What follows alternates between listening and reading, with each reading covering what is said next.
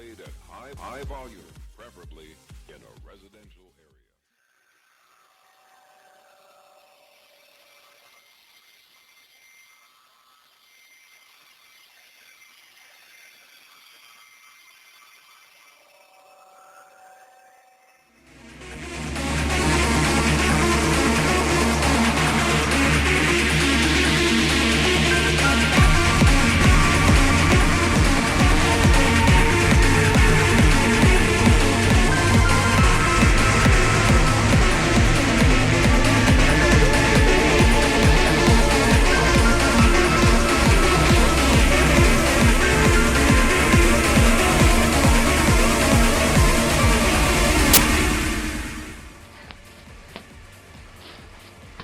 Yeah, boom to the hay, all you sports fans out there in the tubosphere. To you, the individual, part of the collective. Welcome to the OMSR Gen 5.0 with your brief, but very concise, even when words said thrice, host, Will, the alternative ESPN Sports Rep. Whew, close shave there. Who will never refer to the audience as knuckleheads. And I gotta say on that note, kind of thinking maybe there might be some high interest in this particular episode. I think y'all know what we're going to be talking about here, given the severity of it, and the contrast of what took place before the weekend to after. I'm mindful of a lot of idioms that I espouse to you, subscribers and regular viewers. The one repeated the most: you must conduct yourself with class and dignity at all times. You hold yourself to a high standard, high caliber, your honor demands it's the right thing to do, because it's the right thing to do. So, using that moniker of alternative ESPN, try to reflect well on that. Having first heard that as their closing comment or catchphrase, and remains such to this day, waiting around for the college football spring news episodes to start up, which will be happening again this year, come summertime, it'll be summer news. And then sort of like the justification for that would be, you know, that's a flip kind of in-your-face comment, but they would say something like, well, it's just tongue-in-cheek humor. Déclassé, I must say. Diplomatically speaking, I would sum it up thus. I think this is a good euphemism. It's a little bit like NHRA telling NASCAR, well, you're just not as exciting as we are with the funny car, dragster racing, summer nationals. Actually, the fact that you're pointing out such a distinction brings more attention to it, and in fact, it's kind of the same. Applies to both of you. Might swap places at time to time, but you might want to reconsider how you're approaching it, because you know, that paradigm applies to both. There, I said it. It's been bugging me for a while. Trying to think of how to put it diplomatically. All right, I put that together because no one was talking about how we're supposed to believe those footballs never made it to the other side. It's all kind of a moot point now. But a little bit of the lessons learned from Baltimore, that's actually going to come first. Misapplication and too much usage of that particular term, but none of them are getting it right in the sense of the etymology of the word. We're going to go in the Wayback Machine. I remind you of Temple of Doom. Might have seen from Dwayne, darn that, ultimate sports fan, you know, OMSR mascot, and a few of the Pi Kappa Alpha house cheerleaders. U of U chapter Alpha Tau. Giving you props. No bad juju or irresponsibility going on any fraternity. Frankly, you know, 20 years ago. At the U, University of Utah, running Utes. There are 3 Utes. Technically 4, with the one on the hill, not Miami. Alright, so the key feature of Gen 5.0 is, we're going to do the egress-ingress. The will in a box.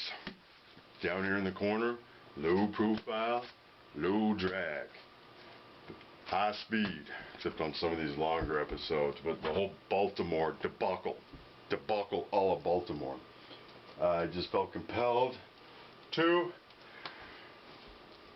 highlight some of the positives, or in this case, like the lessons learned. You'll see. It's good stuff, informative, plus entertaining. See, like the media kind of at their worst at times, but none of them really get the etymology right. Lawrence has the advantageous and envious position of being the last lifetime slot for any political news or political punditry. You can look through the day and review who had foot in their mouth syndrome going on. Plenty of that going on here. And in the interest of keeping it short and sweet, I'm going to check out for a little bit, because I know I've been a BabbleBot lately. Gen 5.0 sort of turned into epic productions. Not my intent per se, so I promise that I have a whole bunch of, got a bag full of Scott, zip it, zip it. But just in case, I'm going to check out for a bit, let you check these out. The mayor and everybody running off at the mouth a little bit with this particular term that suddenly become to be like a replacement, or conceptually wise, people are taking it this way, and I'm going to explain. Well, nobody really should be using it after the fact. All right. In the rewrite tonight, what I hope is the last word about thugs. I'm a lifelong resident of Baltimore, and too many people have spent generations building up this city for it to be destroyed by thugs who, in a very senseless way, are trying to tear down what so many have fought for. A handful of protesters, a handful of criminals and thugs who tore up the place. I'm thinking thugs is not far off the mark. Who appointed the Irish, the judges of which words are racists? How did that happen? To my colleagues in the television news business, I beg you, when you're getting ready to use the word thug on national television, ask yourself what the word thug adds to the discussion. While thugs burned, pillaged, and plundered. The thugs lined up. Rioters, looters, thugs. The rioters and the thugs. Howie, you could have just said rioters. It's the accepted way of calling somebody the N-word nowadays. You know, it's like everybody else said the N-word, and then they say thug. I grew up in a white Irish neighborhood in Boston where all the thugs I knew or heard about were white, including one whose nickname was Whitey. So when I hear the word thug, I still think Whitey Bulger. But last week, African-American suspicion about what white people mean when they use the word thug hit its peak. Isn't it the right word? No, of course it's not the right word to call our children thugs. These are children who have been set aside, marginalized, who have not been engaged by us. No, we don't have to call them thugs. But how does that justify what they did? I mean, that's a sense of right and wrong. They know it's wrong to steal and burn down a CVS and an old person's home. I mean, come on. Come on. So calling them thugs, just call them no. Now, I understand what African-American politicians like President Obama and the mayor of Baltimore were trying to convey when they used the word thug. In that moment, they were trying to communicate with white Americans, including white Baltimoreans, who don't trust them to do everything they possibly can to stop rioting, to stop looting, and restore order. The mayor now says she was speaking out of anger and frustration, and she regrets using that word. I should not have characterized people's kids as thugs. I'm sure you understand how intense and what a pressure cooker this week has been. And, you know, like I said, I certainly regret saying it. People complained about the mayor using that word, and so she decided to stop using it. Imagine Bill O'Reilly doing that. But eventually the words Negro and colored disappeared. So the question now facing Bill O'Reilly is how many African Americans have to complain before he stops using the word thug?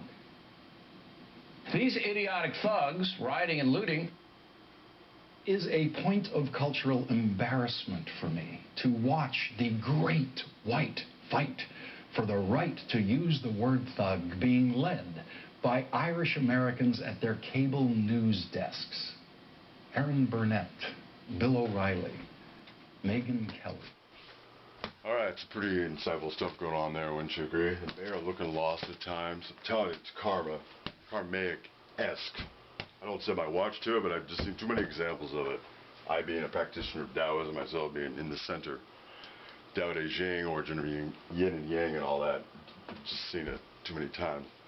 looking like a lost little girl that Monday night and Tuesday after the, really the only day of rioting. Oh, thug this, thug that. Okay, as I alluded to in the Wayback Machine to Temple of Doom, a thug came from one who was a member of the Thuggee cult for worshiping Kali, going out and their MO, indiscriminate strangling with these silk sashes, evil deeds for sure, whether Kali is real or not.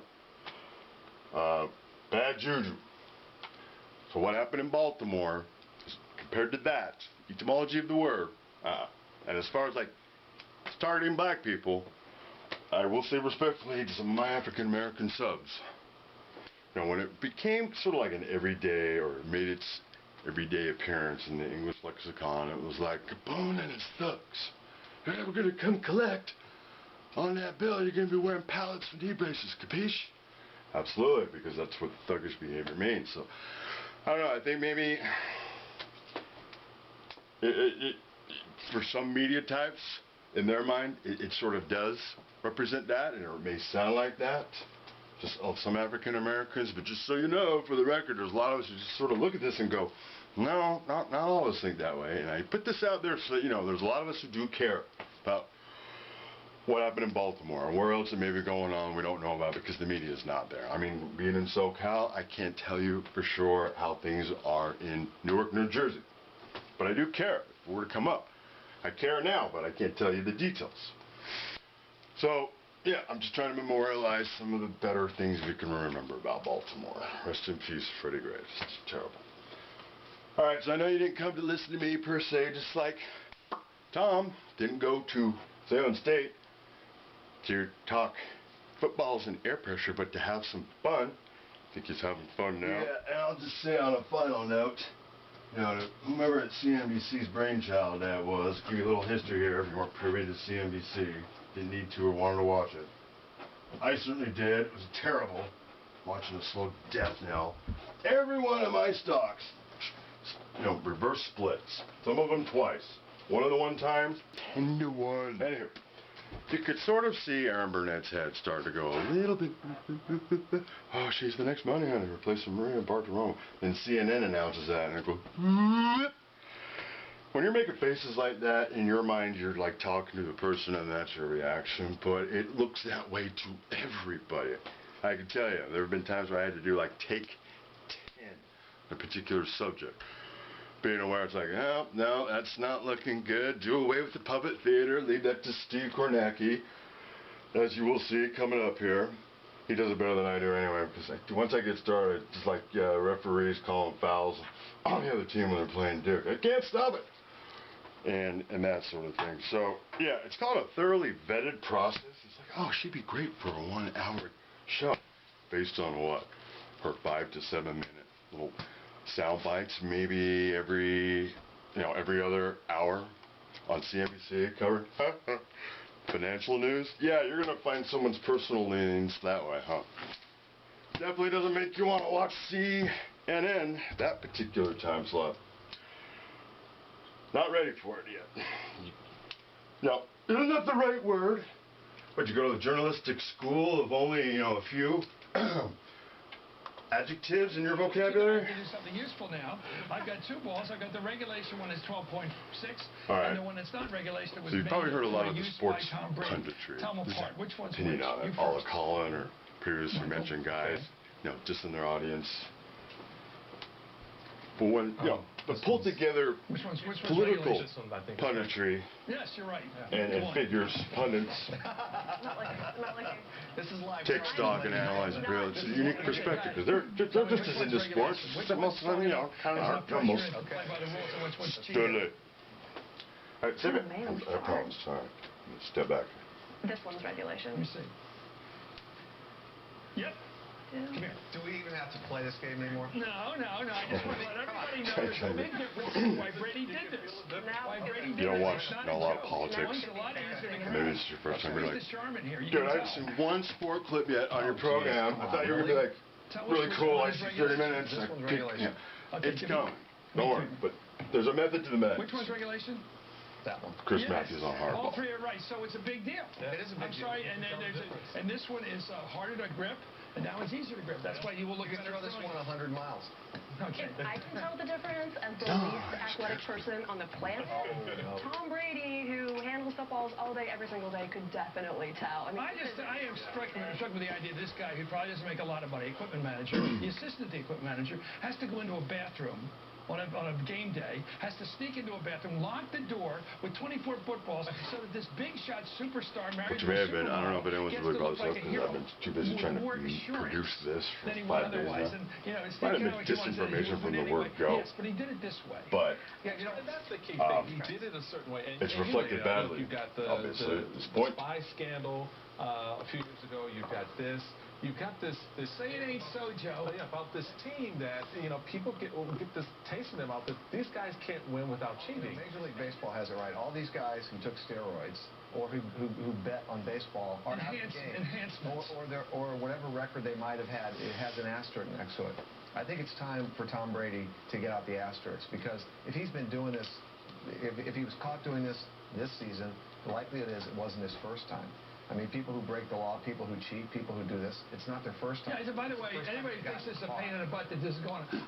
I know that sounds like a tired cliche, but that's proven true time and time again. And you could set suppose just corruption and cheating, a paradigm with different variables to it, but the end product comes out kind of the same. You know, you catch it, and a lot of guys not get their hurt first by it. time. Would have been worse if they gotten away with it. Brady's going to take a hit for this. He may get a couple of games suspension for this. Better than he got caught. Because if he hadn't got caught, it would have gone on and on. Somebody else would be doing it. They'd all be doing it. And we'll find ourselves with professional wrestling. So you get a sport that is completely denigrated by cheating. Everybody knows wrestling's a joke. But it was once taken seriously. Yeah. So it became a joke. And this can happen. My father used to say about fights. I don't know how many fights have been fixed. But some of them were. Damn it. Right. And that's not good for any sport to be fixed. Sports greats, U.S. presidents, and world leaders have all sat in the hot seat beside him. He was ringside when Tyson bit off Holyfield's ear and reporting from Atlanta when a pipe bomb went off in Olympic Park.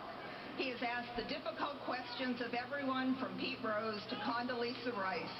Tonight, we hope we'll go a little bit easier, but we expect he won't. Ladies and gentlemen, I'm pleased to welcome our 33rd year Salem State Series, Jim Gray and Tom Brady.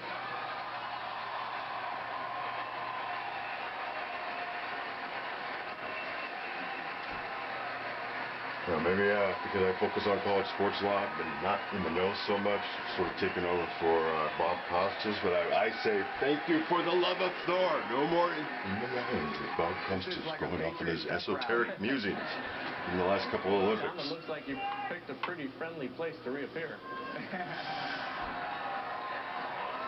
Thank you guys for being here. Thank you very much. Once you guys want to get involved comment-wise, and the psychological tells with his facial pictures. I love you too. They do give away a little something. He's got like 3 kinds of distinct smiles. When we decided to do this 4 months ago, there was a little bit of a different circumstance than what we're facing here this evening. So we are going to keep the evening as to what it was supposed to be.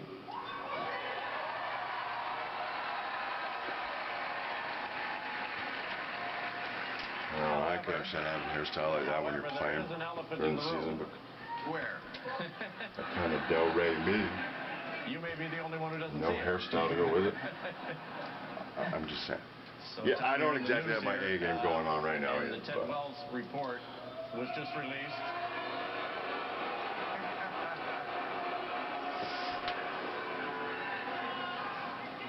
Jim's known for hard-hitting questions. We have a show on Monday nights, and this is how it usually goes for me, so I'm used to it. We're going to deal with it, and then we're going to move on with the evening. What is your reaction, Tom, to the Ted Wells report?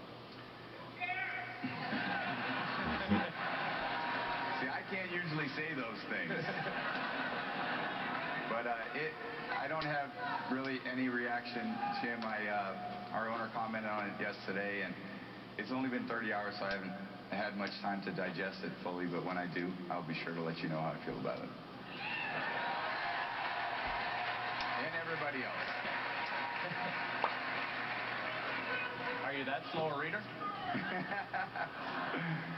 Well, my athletic career has been better than my academic career. So usually Well, it's been only 112 hours since this moment. And you're that slow, reactive to the hammer coming down? Right now will speak for you. Roger and you don't Goodell. want to get into the details. I'm not going to go through being made to look a fool again. Is it bothering you? Thank you. The Ray Rice model. You know, Got to act decisively. Well, we're going to do an in-house sort of like politicized review. My career, my life, and I'm very fortunate to have so many people that love me and support me.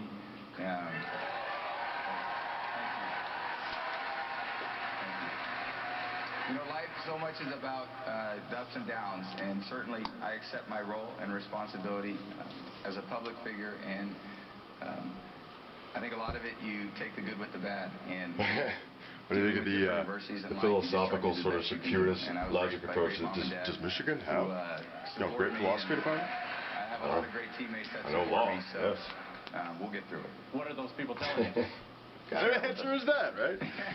They're a little biased, aren't they? But, you know, they love me unconditionally, and I love them unconditionally. And like I said, we'll deal with this at a date. This, like you said earlier, this wasn't what this night was supposed to be about. So I was here to come and have some fun. Has this, however, lasted for about detracted 3 from days. the joy of winning the Super Bowl? Absolutely not. All right, freeze that. Sport rant segue. Or SOA. Or sport rant segue this away. All right, I'll keep this short and brief. I promise. Bulk of the highlights coming up. Lots of insightful stuff. Interesting timeline as it develops. All right, courtesy to factoid-wise, coldhardfootballfacts.com presentation I put together, graphics-wise, whatnot, rearranged it. But yeah, no one else had really pointed this out. How the Colts might have been affected by it. Certainly showed up Andrew Luck. Looking like, I don't know, maybe the year before he was the man at Stanford.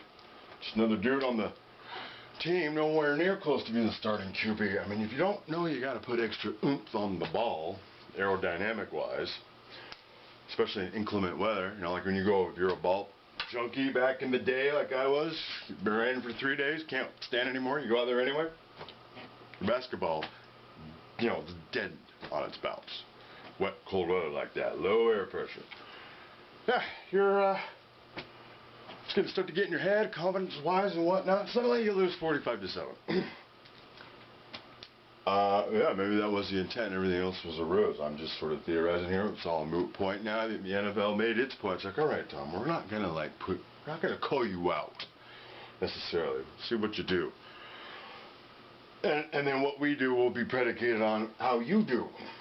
And I don't know, you could say the projection of competence, sort of laissez-faire, it's not really that important to me, I haven't digested, be comfortable in what I want to say. Well, they sort of just took all of those variables right out of the equation. So yeah, I'll leave that up for you here.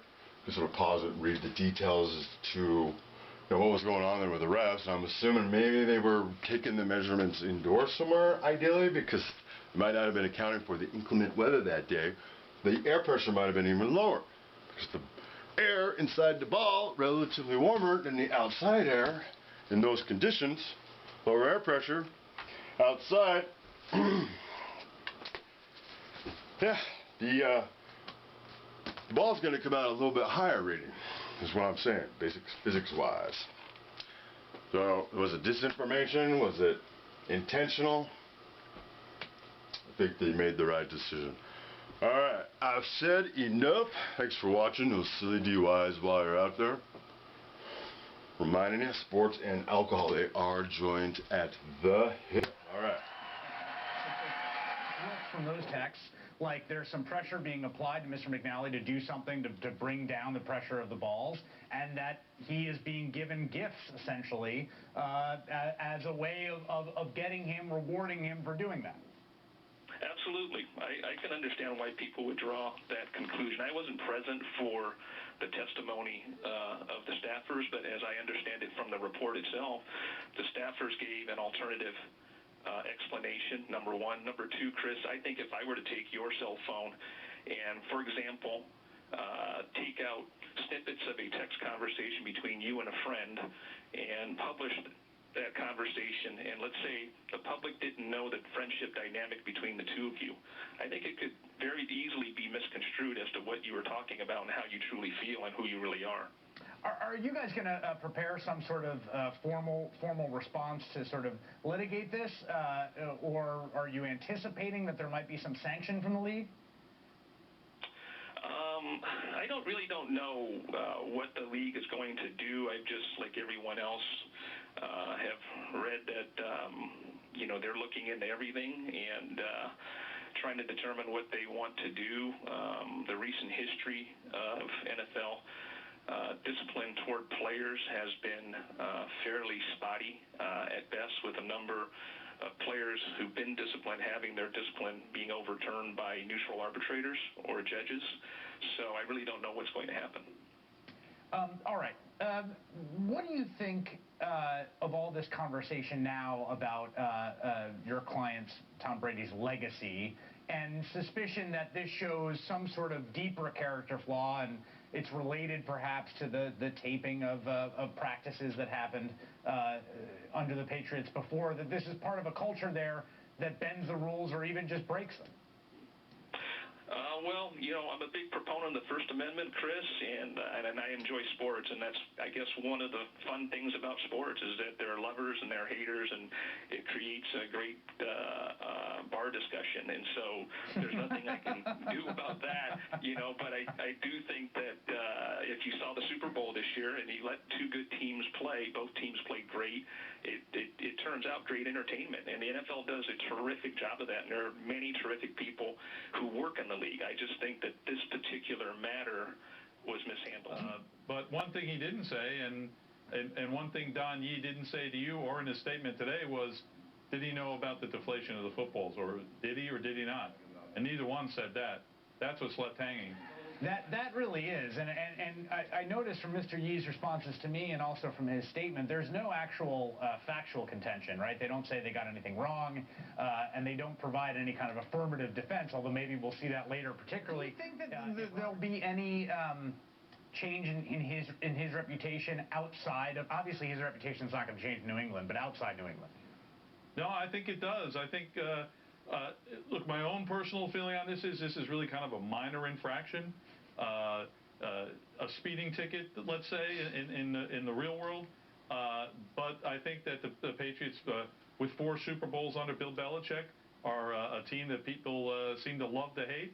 And I think that his reputation will suffer. He will carry this for the rest of his life, I believe. Well, Steve, are you wishing you paid $3,200 to be in there? I'll tell you, I mean, he could have just started reciting random letters from the alphabet, and that place would have gone crazy. That was, I mean, you talk about a home field advantage. I give Jim Gray a credit. He did try to come at him from a couple different angles there. There was only so much the crowd was going to let him do, and clearly Tom Brady went there. I mean, I was surprised. I thought Brady might have a little bit more to say about it. I wasn't expecting too much, but even by that sort of limited, meager standard, he basically, obviously, said nothing in there and just said he'll have more to say at a later date. So we'll wait for the next giant press event for that. Yeah, that was punting on first down if I've ever seen it. Yeah, it was an interesting thing, though. I mean, just the discussion you're having there, with your previous guest, just about where this goes here. Just from the conversations I've had today, and just watching, and also you had Don Yee on there a minute ago, and the posture that Don Yee has taken today, the Brady camp has taken today, so aggressive, so defiant, and the way it's sort of been explained to me is, well, first of all, when it comes to meting out the punishment, the NFL, more or less can make up the rules as it goes along. So it's unclear what, if any, precedent really exists here. here when it comes to violations of sort of competitive rules, violations of competition. Supposedly, the standard the NFL has in its bylaws is if there's a preponderance of evidence, that term, more likely than not, if that's what they can determine, then they're good to go ahead with punishment. But there's just an added sort of layer here because the NFL is finding when it comes to Brady in this report, more likely than not, that he had general awareness, at least general awareness. You've kind of qualified it on both ends there. So it seems like the Brady camp kind of took that and said, look, NFL, you don't have us dead to rights. You don't have the smoking gun. You don't have the concrete proof. And we're basically going to dare you to take, the face of the league in many ways, a guy who just won the Super Bowl, guy who's won 4 Super Bowls, and on the strength of that kind of evidence, take him out for a game, for 2 games, for 4 games, for 8 games. They're basically throwing it right back in the NFL's face. I was really surprised by that. You talk about Tom Brady's legacy. You talk about the legacy of this era for the New England Patriots. I mean, you don't have too many dynasties in professional sports anymore, too many dynasties in pro football anymore. In the salary cap era, here's a franchise that over the past 15 years has kept the same head coach, the same quarterback, has won 4 Super Bowls, wins its division title every single year. You don't see that in the modern day NFL. It's so special.